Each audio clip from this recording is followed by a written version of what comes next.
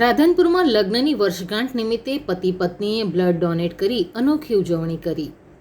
પાટણ જિલ્લાના રાધનપુર શહેરમાં એક દંપતીએ પોતાના લગ્નની વર્ષગાંઠની અનોખી રીતે ઉજવણી કરતા અન્ય લોકોને સેવાકીય સંદેશ આપી ઉત્તમ ઉદાહરણ પૂરું પાડ્યું છે.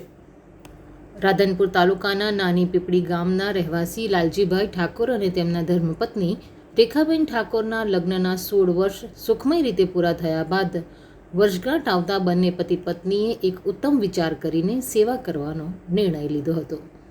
જ્યારે બંને પતિ પત્ની સાથે મળીને વિચાર કરતા આ વર્ષગાંઠ નિમિત્તે બ્લડ ડોનેટ કરી ઉજવણી કરવી તેવું નક્કી કર્યું હતું. વર્ષગાંઠ આવતા આ દંપતીએ સેવાના કાર્યો માટે બંનેએ પોતાનું બ્લડ આપીને વર્ષગાંઠની ભવ્ય ઉજવણી કરી હતી.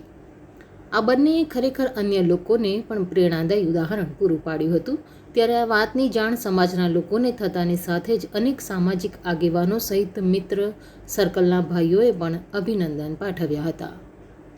શ્રી સદારામ બ્લડ સેવા સાથે સંકળાયેલા અને રાધનપુરના સેવાભાવી યુવાન એવા શૈલેષભાઈ ઠાકોરે પણ આ દંપતીનો આભાર વ્યક્ત કર્યો હતો.